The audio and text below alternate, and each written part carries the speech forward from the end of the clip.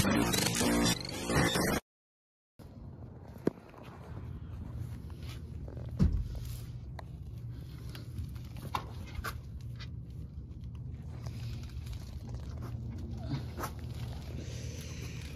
mga kapips, ayan, ganito kapag gabi sa lugar ko.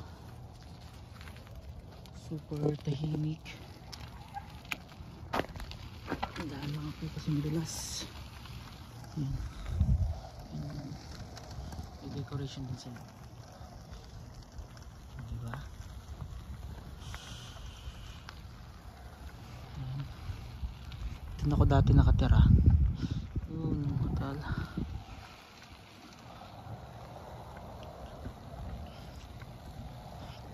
Kasi naman dito, medyo tahimik nga lang. And syempre, the best, makakaipon ka talaga pag nandito ka. Walang malls, walang masyadong galaan. So bilang na bilang yung magagalaan. Yan yung post office. Oh. Diyan ko kinukuha yung mga parcel ko, yung mga order ko. Diyan ko kinukuha. Ayan. Diba may mga pailong na sila. So, dalawa pharmacy dito. May insurance din dito. Pwede kang kumuha dito ng insurance. Yan. Personal insurance. Yan. Pharmacy. Dito talaga puro pharmacy.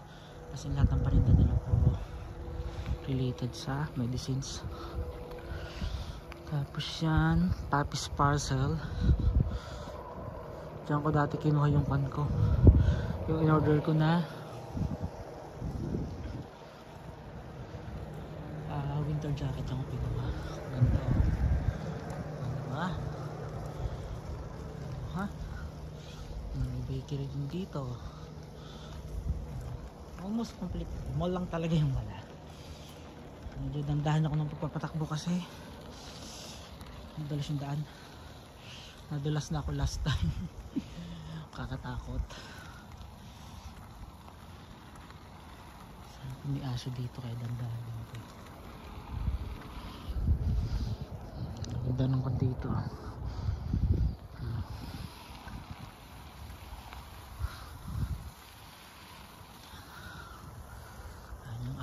Ang ayos dito ganito kapag gabi. Diba? Diyan yung sa mga nagmi-meeting din dyan eh. Parang hall din siya. There is no temperature is 3, positive 3.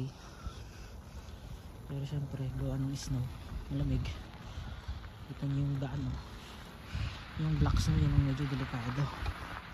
Ingat-ingat ako sa pagbabike. Yung mga bahay pa yung nandun.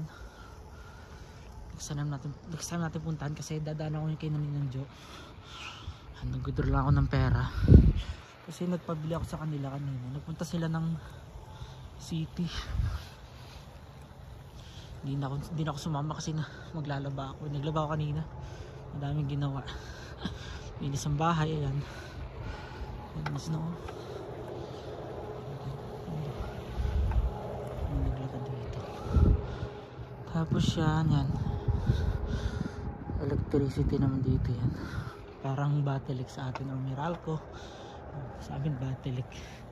Sa Maynila Meralco. Ayos pa rin sila ng yung pang November, yung October, yung Pumpkin Festival, meron pa rin silang ayos. Ayan, tandahan lang tayo. Ayan.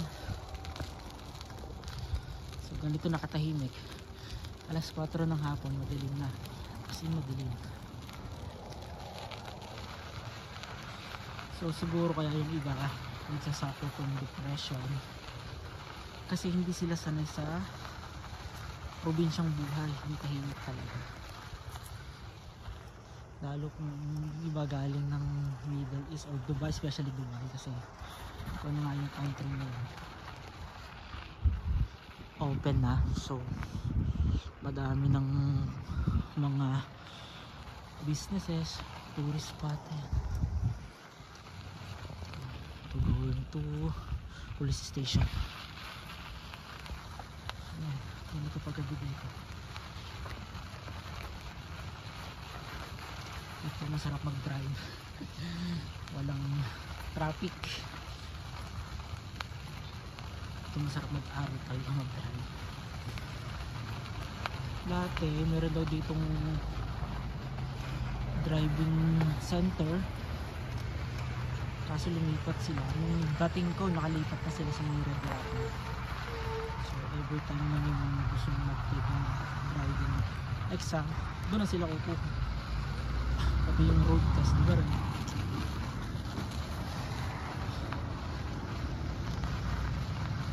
Ang snow. Grabe na.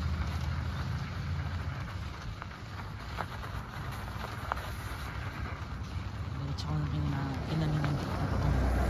Nagpabili kasi ako ng corn beef. Ano pa ba? Longganisa. Pagkain Pinoy. Kusina yun. Yung natin pinibili ko sa kanila. Ito yung bahay ko yan. Diyan ako nakatira sa basement dyan. Ito yung bahay. Kasi may Pasko, diba? Ito tayo saglit dito.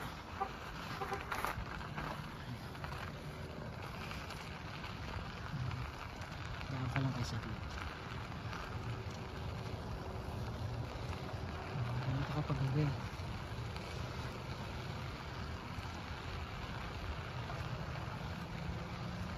Diba? Napipili pa rin yung presence ng Christmas. Hindi mo masyadong mamimiss ang Pilipinas. Kasi dito sinaselebrate nila bawal sinaselebrate natin sa Pilipinas. Ang okasyon natin sa Pilipinas, wala natin sila dito. Ang ganda oh. Wow! Ayan! Diba? Ito ko yung isa oh. Ganda diba? Ang galing ng mga concept nila. Ang creative ng tao dito.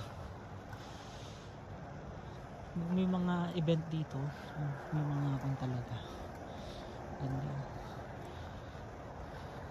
Talagang nakikiparticipate sila, talagang active sila. Ang galing nila. Ayan ang cute nito, may aeroplano po, may Santa Claus pa, diba? Ganda no. Ayan, ganito yung mga bahay dito. See? Diba? Tahimik pero mailaw. Ayan, ang dami pa dun. Lahat halos ng bahay dito. Nagde-decorate sila. Dito na lang pala ako dadaan.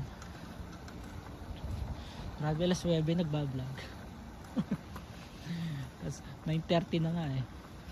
O 10 na. Umalis ako 9:30 PM eh. Punta ko ng Baco siguro 10 na. Ganito lang dito. Ganito kasimple yung buhay. Kung sanay ka sa probinsya, talagang mag-fit ka sa ganitong lugar. Ayan na. Diba? Saya. Kahit mag-isa lang ako. Diba? Dumaan. Dito ba meron? Meron din dito. Ano natin ito?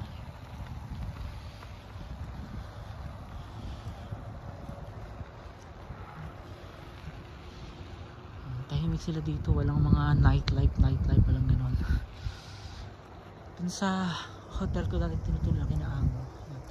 Meron doon kapag Thursday, every second Thursday of the month, ang alam ko. Meron doong live band, yun, nagtutugtugan sila doon. May bar din dito pero hindi ganun kabulgar na talaga makikita mo nagpa-party yung mga tao. Hindi ganun dito. Ayan o. Diba? Spirit of Christmas is here in Canada. Daming snow kahit umaraw, hindi natutuyo. Hindi sila natutunaw basta-basta. Pero parang napaka floppy ng texture nila. Ang ganda nito oh. Diba? Pati itong isa. Nice. Diba? Dito na pala kinaninjo. Ito na yung bahay nila. Yung tatawid lang ako. O, diba kahit Christmas light meron decoration oh. Diba mas bongga pa. Ay natumba na yung kanila sa snow siguro. So yan, dito na ako sa bahay ni Ninong Jo. Umikot lang ako eh. Ay mga workout doon. May bathroom station na. O, meron pa dito, daanan ko rin ito isa. O diba, very creative sila dito no. Pakita ko sa inyo.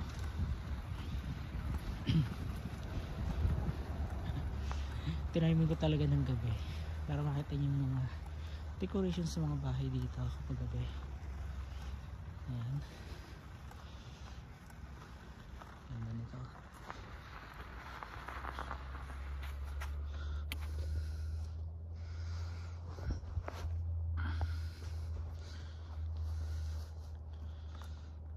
Ayan o.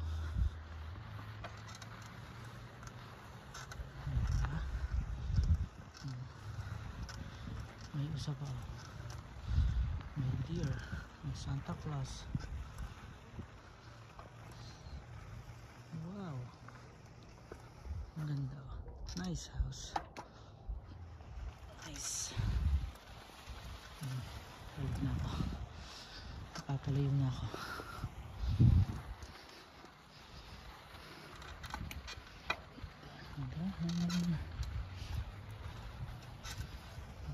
Ang galing nito isa oh. May snow flurries pa. Galing. Ganito dito mga bahay kapag Christmas, diba? Talagang they will put an effort, extra effort to make their houses beautiful, right? So yun lang. Yun po yung pinamili ko. And sinang ulit susunod yung mga vlogs. Malamig na. Kasi nakamedyas ako pero at sinalas lang ako eh. Kita-kits na mga vlogs ha. Sinang ulit susunod kong vlogs. God bless you all. Dito na ako sa bahay niya ng Ninong Jo.